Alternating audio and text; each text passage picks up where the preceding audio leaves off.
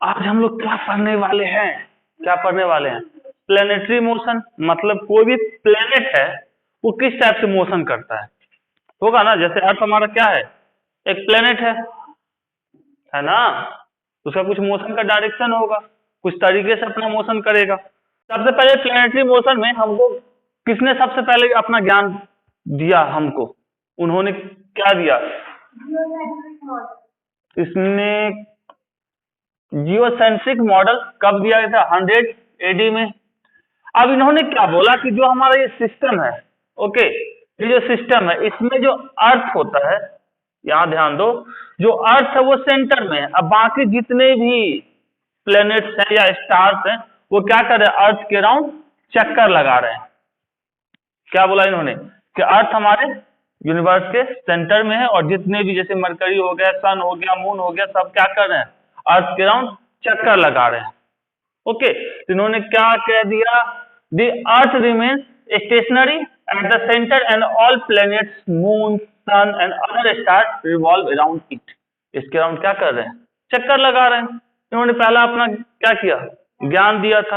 अब सही है गलत है आपको ही पता है। तो इंडिया के हमारे आए बहादुर कौन? आर्यभट्ट।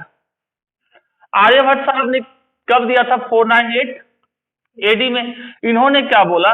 द अर्थ रिवॉल्व करता है किसके राउंड? सन के राउंड, along with किसके? Other planet also rotates about it's on axis. मतलब क्या है कि अर्थ हमारा अपने एक्सिस पे तो रोटेट करता ही है, साथ में वो क्या कर रहा है? अदर प्लेनेट के रिस्पेक्ट, अदर प्लेनेट के साथ में क्या कर रहा है? सन के राउंड भी चक्कर लगा रहा है। तो हमारा यहाँ पे अर्थ क्या कर रहा है? अर्थ हमारा सन के राउंड अपना चक्कर लगा रहा है। अदर प्लेनेट्स भी क्या है? किसके राउंड चक्कर लगा रहे हैं? सन के राउंड। मतलब ये तो हमारे थोड़ा सा ज्ञान अच्छा था इनका, इंडियन है ना तो थोड़ा सा अच्छा ज्ञान देगा। मॉडल, इन्होंने क्या बोला कि हमारा जो है द सन, क्या बोला इन्होंने? The sun is at the centre of the solar system and the earth and other planets are revolve around it.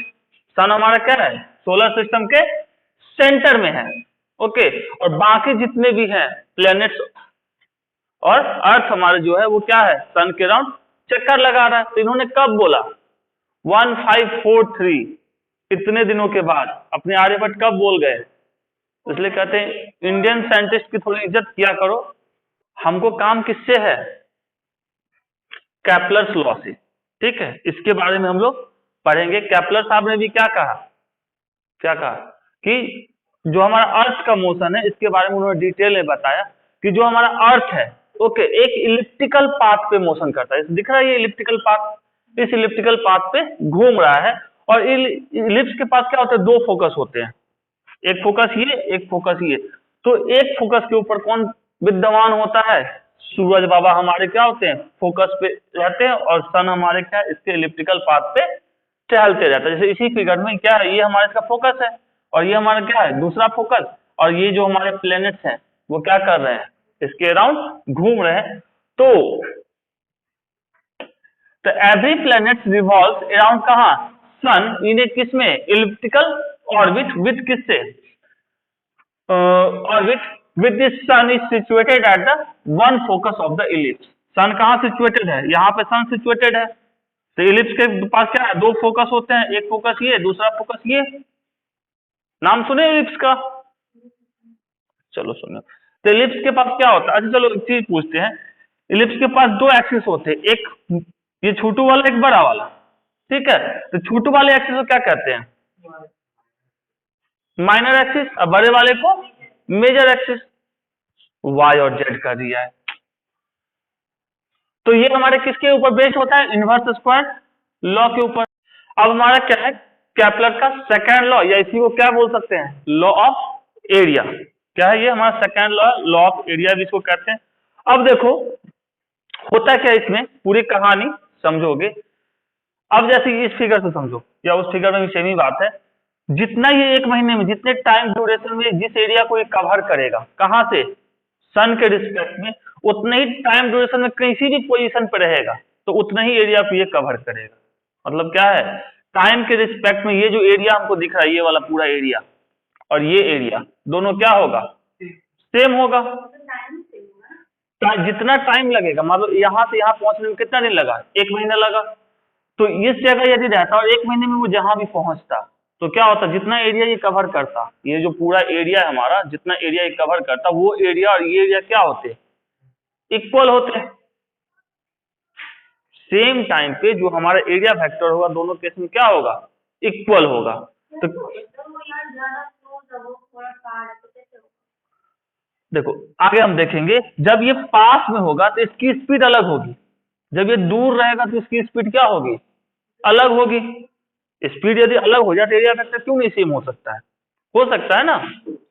तो सिंपल सा हम कह सकते हैं the radius vector drawn from the कहां से, सन से, the sun to the sun the planet sweep out equal area in the equal interval of time। ये जो एरिया स्वीप किया है, ठीक है, किसके रिस्पेक्ट में, सन के रिस्पेक्ट में, ये इक्वल इंटरवल ऑफ टाइम में क्या करेगा, इक्वल एरिया स्वीप करेगा। चाहे यहां भी रहता तो क्या करता, इसका एरिया जो ये हमारा एरिया ये, और मान लो यहां रहता, ये एरिया क्या होता है इसका, इक्वल होता। और बहादुर को यहां से यहां तक आने में क्या लगता, टी यदि टाइम लगा तो उसी तरह यहां से यहां तक आने में इसको टाइम कितना लगता, टी टाइम लगता। इक्वल टाइम में क्या करेगा, इक्वल एरिया को स्वीप करेगा, इक्वल एरिया में कवर करेगा, किसके रिस्पेक्ट में, सन के रिस्पेक्ट में। आया समझ में। तो कह सकते हैं linear speed of the planet well closer to the sun is more. जब यहाँ पर रहेगा, यहाँ क्या ये सन के क्लोज है तो ये क्या करेगा, स्पीड में चलेगा, यहाँ पे स्पीड क्या होगा, मोर स्पीड। जब ये दूर रहेगा तो यहाँ की इसकी स्पीड क्या हो जाएगी, स्लो। यहाँ देख के भी लग रहा है ये इतना ही दूर चला, और इसमें क्या इतना दूर चला गया उतना ही टाइम में, तो यहाँ स्पीड क्या होगी, मोर, और इस केस में स्पीड क्या होगी, स्लो। तो जब हम कह सकते हैं linear speed of the planet where closer to the sun is more than its linear speed, किसके रिस्पेक्ट में, away from the sun. Clear है। ये किसके ऊपर बेस्ड होता है, based on law of conservation of angular momentum. अब जैसे इस इमेज को देखते हैं, देखो यहाँ स्पीड अलग होगी, यहाँ जब जाएगा तो स्पीड उसकी क्या हो जाएगी, अलग हो जाएगी। तो डिपेंड करता है किसके, क्लोज रहेगा तो स्पीड ज्यादा और दूर रहेगा तो स्पीड कम। क्यों, क्योंकि दोनों को एरिया मेंटेन करना है। ये सोचना भी एक अलग ही कहानी है। समझ में आया थोड़ा सा। तो उसी टाइम में उसको उतना एरिया को मेंटेन करना है तो उसको स्पीड तो चेंज करना पड़ेगा ना अपना।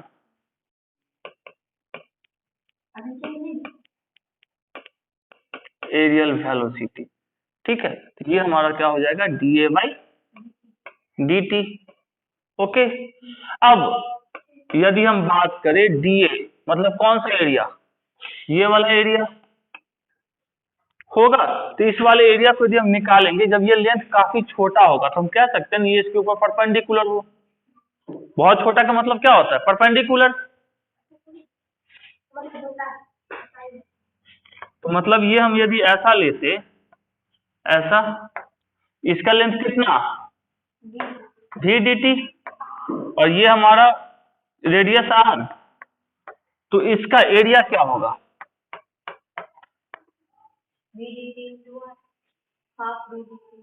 क्या होगा एरिया, राइट एंगल ट्रायंगल का एरिया क्या होता है, 1/2 b इंटू एच। यहां से इसका हम लिखते तो क्या लिखते, r इंटू, लिख सकते हैं, हाँ तो लिख लो। तो इसको हम 1/2 को बाहर रख, तो यहाँ dA की जगह हम क्या लिख सकते हैं, ये हमारा dA यही होगा ना। तो dA की जगह हम क्या लिखेंगे, 1/2 RV dt divided by dt, होगा इतना। तो dt से dt साफ, तो यहां से क्या बचा, 1/2 RV। एंगुलर मोमेंटम क्या होता है,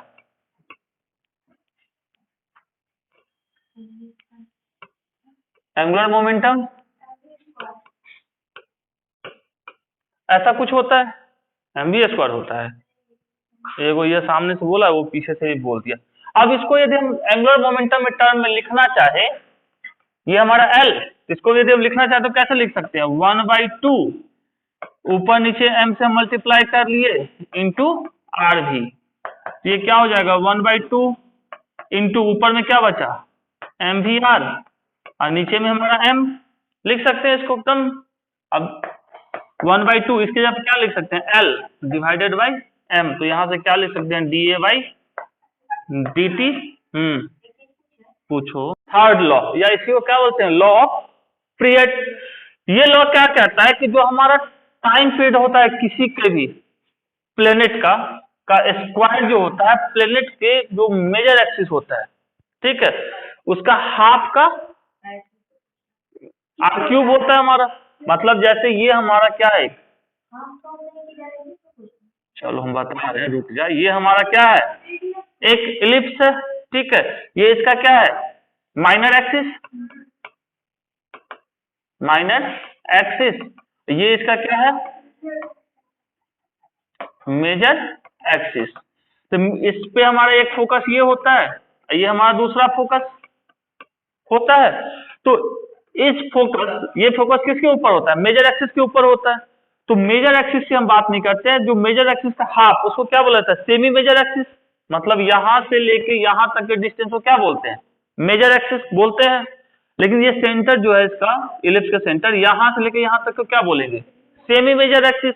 तो ये कहता है कि लॉ कि जो इसके, जो हमारा प्लेनेट है जो अराउंड सन के घूम रहा है, ठीक है, उसका टाइम पीरियड का स्क्वायर डायरेक्टली प्रोपोर्शनल होता है सेमी मेजर एक्सिस के क्यूब के, इसके क्यूब के।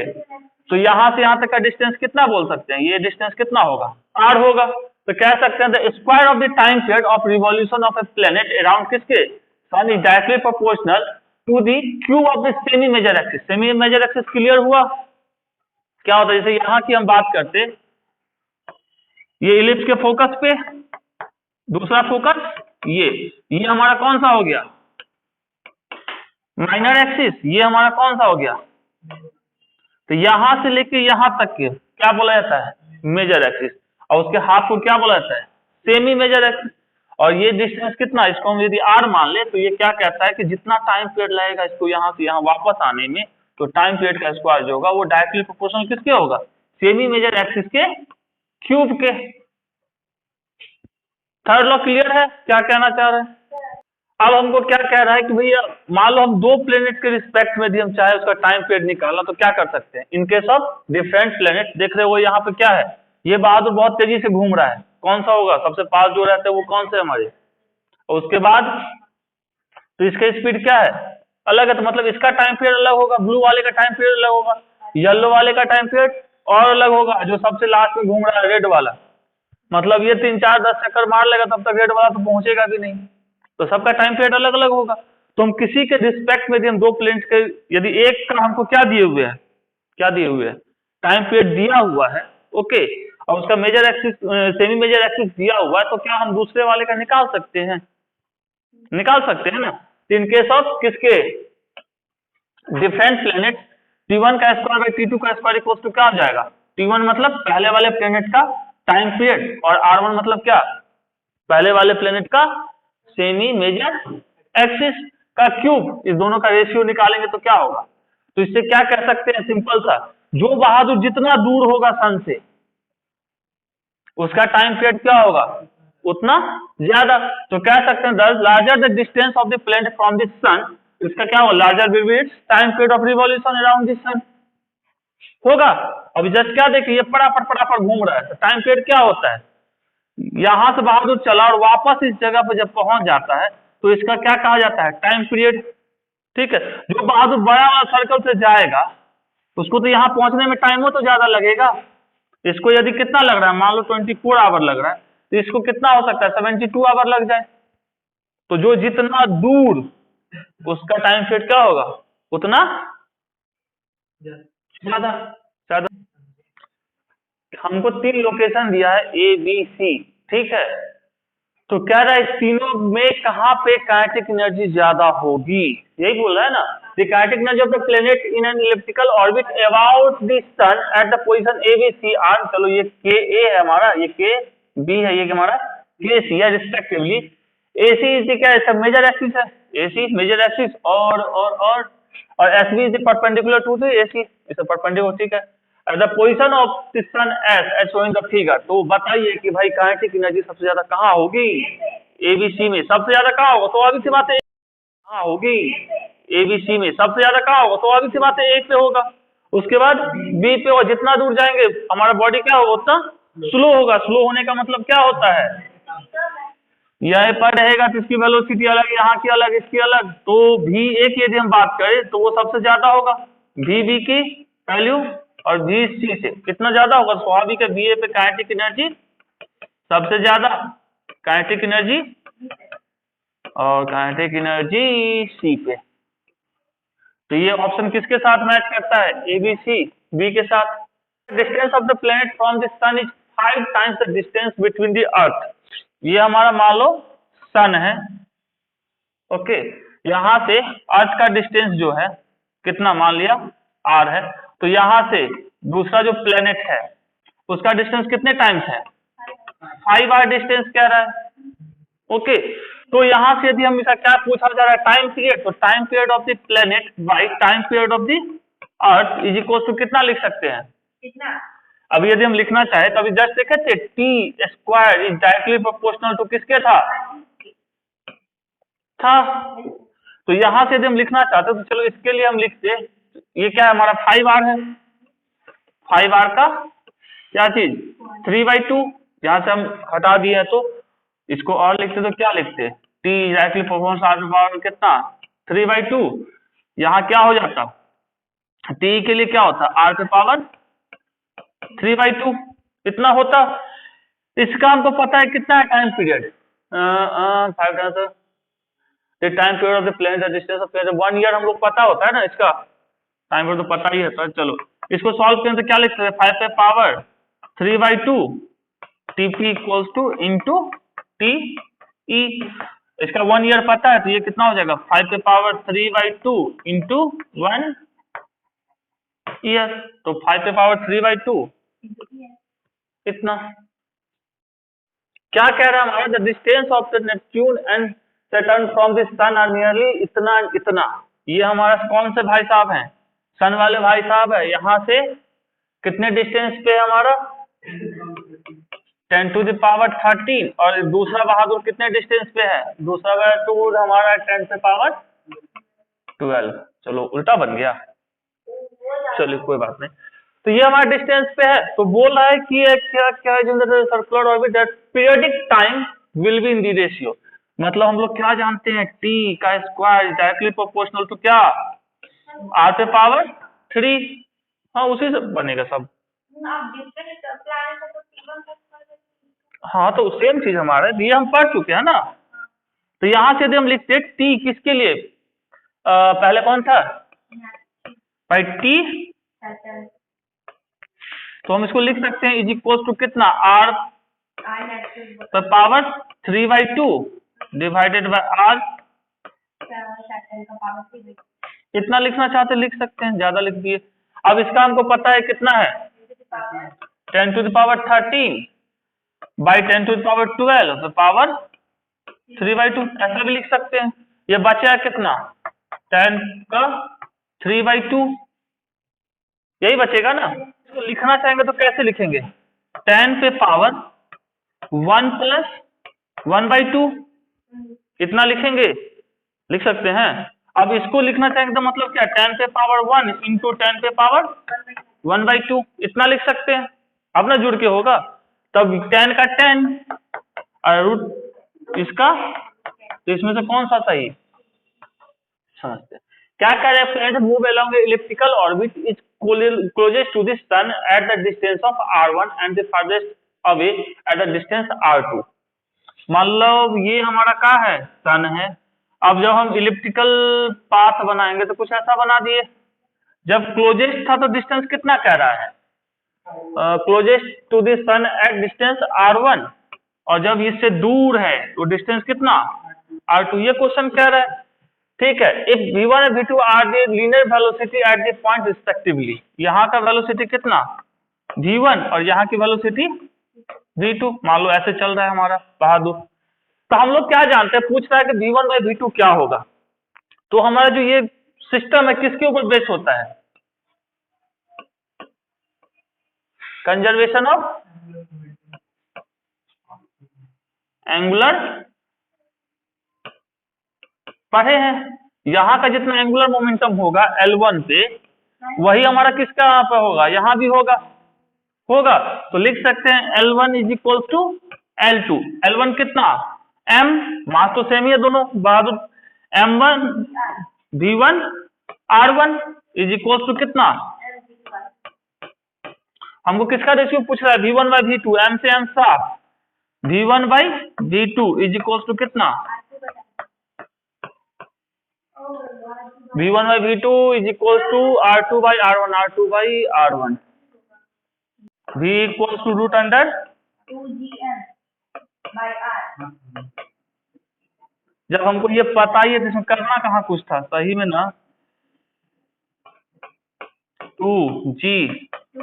2m divided by R by 2, ये हो गया हमारा root under 2GM by R into 4 होगा। अब इसको हम लिख सकते हैं 11.2 इंटू 2 हो गया कितना, सही में।